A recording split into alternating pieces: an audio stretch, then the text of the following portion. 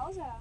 मेरा अर्थ है गहना। जिस प्रकार स्त्रियां अपने आप को सुंदर दिखाने के लिए गहनों का प्रयोग करती हैं, ठीक उसी प्रकार आजकल पुरुष भी अपने आप को सुंदर दिखाने के लिए गहनों का प्रयोग करने लगे हैं। हाँ, पुरुष भी आजकल सबने करने के लिए कम चीजें नहीं करते हैं। वे अंगूठियाँ पहनते हैं, कड़े पहनते हैं और यहाँ पे सेंट भी लगाते हैं। हाँ, तुमने बिल्कुल सही समझा। ठीक उसी प्रकार कवि भी अपनी कविता को सुंदर दिखाने के लिए अलंकारों का प्रयोग करते हैं। तुम्हारे परिवार में और कौन कौन है? क्या वे सभी इतने ही सुंदर हैं? हाँ, तुमने बिल्कुल सही समझा। मेरे परिवार में कई अनेक सदस्य भी हैं। अगर तुम्हें इतनी ही जिज्ञासा हो रही है तो मैं तुम्हें अपने पूरे परिवार से मिलवाता हूँ। आओ मेरे प्रकारों, एक एक करके अपने बारे में विद्यार्थी को समझाओ। चंदू के चाचा ने चंदू की चाची को चांदनी चौक में चांदी के चम्मच से चटनी चटाई। अरे अरे, ये क्या कह रही हो? पगला गई हो क्या? ना जी ना, मैं बिल्कुल ठीक हूँ। क्या तुमने सुना? क्या गौर किया कि यहाँ 4 वर्ण की आवृत्ति बार बार हो रही है? यही है अनुप्रास अलंकार। अच्छा, किसी वर्ण की आवृत्ति होना अनुप्रास अलंकार होता है? सही पकड़े हैं। एक और उदाहरण तो दो। रघुपति राघव राजा राम पतित पावन सीताराम। क्या तुमने सुना कि यहाँ रावण की आवृत्ति बार बार हो रही है? यही है अनुप्रास अलंकार। वाह।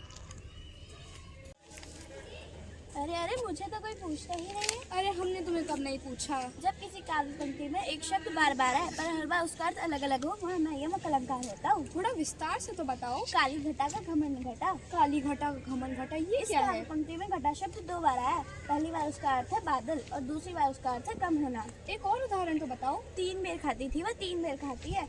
इस काव्य पंक्ति में पहली बार उसका अर्थ है 3 बार और दूसरी बार उसका अर्थ है 3 बेर के फल। अच्छा, तो ये था यमक अलंकार। हाँ। श्लेष, तुम अतिशयोक्ति से इतना चिपक करो, चुपचाप क्यों खड़े हो? मैं हूँ श्लेष अलंकार। मेरा अर्थ ये चिपकना। जब काव्य में एक वर्ण एक ही बार आता है लेकिन उसके अर्थ अनेक होते हैं, उसको कहते हैं श्लेष अलंकार। कोई उदाहरण तो बताओ। मंगन को देख पट देत बार बार। इसमें पट का क्या अर्थ है आखिर? इसमें पट का एक अर्थ होता है दरवाजा और दूसरा कपड़ा। अच्छा, तो मतलब तुम चिपकू अलंकार हो। जी। ये चांद सा रोशन चेहरा, जुल्फों का रंग सुनहरा, ये झील सी गहरी आंखें, कोई राज है अंदर गहरा। अरे तुम कौन हो जो मेरी इतनी तारीफ कर रहे हो? मैं हूँ उपमा अलंकार। यदि आपको किसी भी वाक्य में तुलना या समानता दिखे, वहाँ पर मैं होता हूँ। एक और उदाहरण तो बताना। तुम्हारा मुख चांद सा सुंदर है और तुम्हारी आंखें सागर सी गहरी हैं। वाह, तो तुम तराजू की तरह हो। जी, आप मुझे तराजू भी कह सकते हैं। क्या तुम्हें पता है वो लड़की फूल है? क्या? कोई लड़की फूल कैसे हो सकती क्या है? तुमने देखा मैंने कि किसी की तुलना किए बिना ही उसकी विशेषता बता दी? तो मैं हूँ रूपक अलंकार। थोड़ा और विस्तार से तो बताओ। मैया मुझे चंद्र खिलौना ले हो। यहाँ श्री कृष्ण माँ यशोदा से चंद्र रूपी खिलौना मांग रहे हैं। अच्छा, तो ये था रूपक अलंकार। अरे अरे, मुझे क्यों छोड़ दे रहे हो? अरे हमने तुम्हें कब छोड़ा, तुम तो आई ही नहीं। हवा धीरे धीरे गुनगुना रही थी। क्या? हवा कब से गुनगुनाने लगी? यही तो मैं तुम्हें समझाना चाहती हूँ। जहाँ किसी निर्जीव वस्तु को मानव गुण दिया जाए, वहाँ मैं मानवीकरण अलंकार होता एक हूँ। और उदाहरण तो बताना। मेघ आए बन ठन के सवर के। अब ये मेघ कब से बनने ठनने लगे? और क्या, मेघों का जलयुक्त होना ही उनका बनना सवरना है। यहाँ पर मेघों को शहरी मेहमान की संख्या दी गई है जो अपने गाँव बन ठन कर आए हैं। वाह, ये तो बड़ा ही आकर्षक अलंकार था। अरे अरे भाई, मैं हूँ अतिशयोक्ति अलंकार। मैं बहुत बलशाली हूँ। मैं अपनी एक उंगली पे पूरी धरती उठा सकता हूँ और अपनी एक फूंक से सारे पहाड़ उड़ा सकता हूँ। अरे ये क्या लंबी लंबी फेंक रहे हो? सब तो असंभव है।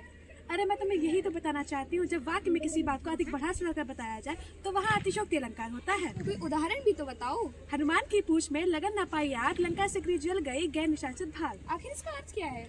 हनुमान जी की पूंछ में आग लगने से पहले ही सारी लंका जल जाती है। अच्छा, तो ये था अतिशयोक्ति अलंकार। जी हाँ। अरे आज तो आसमान से फूल गिर रहे हैं और सूरज चाचा तो सो रहे हैं, तो पहचाना मैं हूँ प्रेक्षा अलंकार। पर ये सब तो असंभव है ना। जहाँ कोई संभावना, कल्पना या मानव वाला भाव हो, वहाँ तुम मुझे पाओगे। कोई उदाहरण भी तो बताओ। तुम्हारी आंखें चांद सी चमक रही हैं, लेकिन मैं मानव वाला भाव लाकर तुम्हें बता रही हूँ। अच्छा, तो ये भाव अलंकार है। यही है उत्प्रेक्षा। हम सब मिलकर भाषा को नई चमक, नई शक्ति और नई ताजगी देते हैं। धन्यवाद।